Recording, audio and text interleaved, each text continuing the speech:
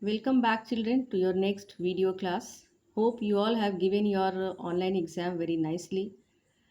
Before your online exam, we had started chapter 4 water. Today we'll continue this chapter. Children, already you have learnt about importance of water for living organisms, some other uses of water, and today we will start occurrence of water. Okay. So, water occurs both in the free as well as in the combined forms in nature. Free water may exist as ice, snow, water, and water vapor. Water in the form of ice and snow occurs on the peaks of mountains and in the polar regions such as Antarctica. Children, you have read in geography about these ice caps, polar regions, that North Pole and South Pole, and that continent, Antarctica. These places are completely covered by ice or snow. And you know, ice and snow is solid form of water. In the liquid form, water occurs in oceans, seas, rivers, lakes, ponds, springs, wells, etc. Liquid water covers nearly 3/4 surface of the earth. 3/4 means 75% of earth is covered by water and 25% is land mass. Animal and plant tissues contain large amounts of water. About 70% of the body mass of animals is due to the presence of water in their tissues. Not only animals, plants, and even human beings, their body is made of 70% water is present in their body. Okay, children? Now, you can see this picture given here that this tree 60% water is present.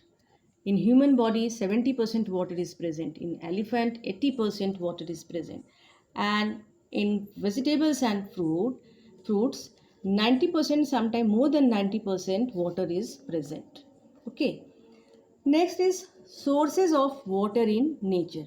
Children, you have read in junior classes from standard 2 and 3 you are learning that various sources of water, that water is present in oceans, seas, rivers, lakes, ponds, etc. Ocean and seas. Oceans and seas cover more than two-thirds surface of the earth. Sea or ocean water cannot be used for drinking, washing clothes, and for irrigation purposes because it contains various salts. Salts and minerals are dissolved in seawater and ocean water. That is why this water is salty in taste and it is not fit for drinking as well as for various day-to-day activity. Next is rain, snow. Rain water is considered to be the purest of all natural water. Remember, children, it is called purest natural source of water. Distilled water is also purest or pure water, but distilled water, while we make distilled water, we artificially remove that salts and minerals dissolved in water. So this is distilled water is also pure water, but it is not fit for drinking. There is a specific use or specific purpose of distilled water. And rainwater is called natural pure source of water.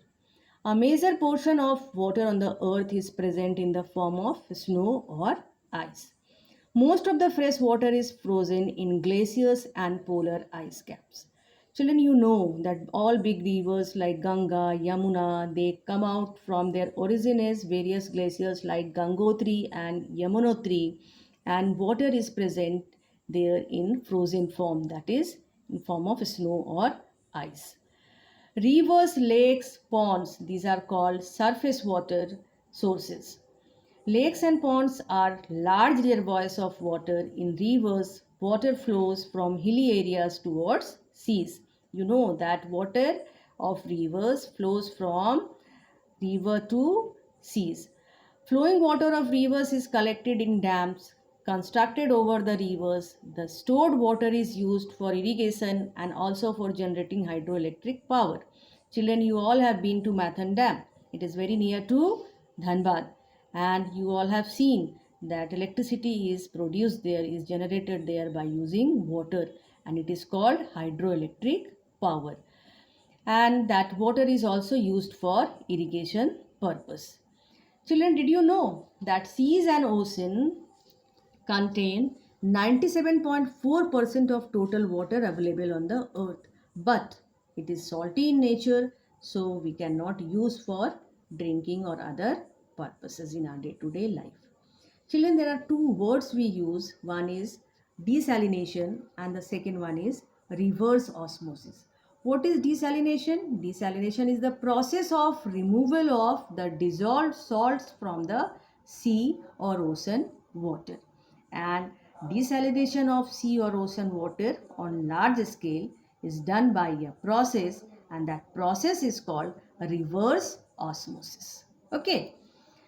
Next, children, states of water. I have taught you in previous chapter that water exists in three various states, that is solid, liquid and gas. So you can see here in this diagram, here ice, that is a solid form of water, water itself is a liquid form and steam is a gaseous form, and we can convert one form of water into another. So water occurs in both, in free as well as in combined forms, and in free water occurs as solid, liquid and gas. These are called three states of water.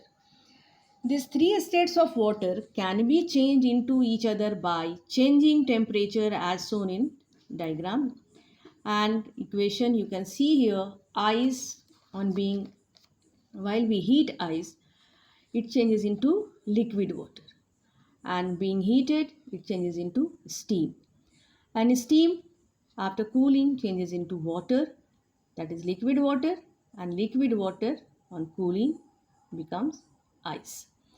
So such change of any physical state of water into another and back by changing temperature is called interchangeability of three states of water. Means we can change one form of water into another by changing its temperature.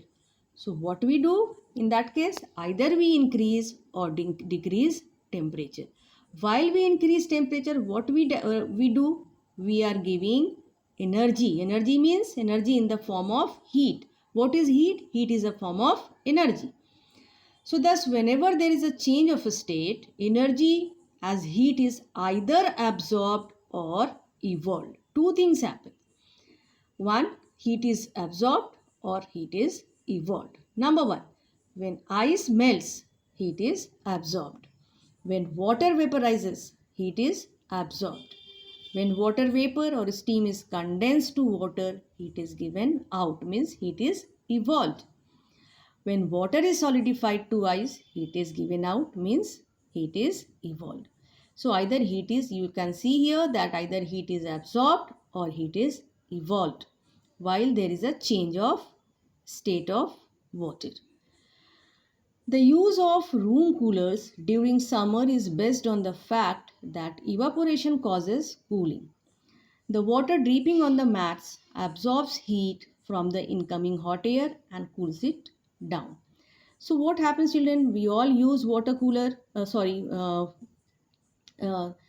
room coolers in summer, and what you have seen, droplets, very small droplets of water come out of that coolers, and we feel very cool that time.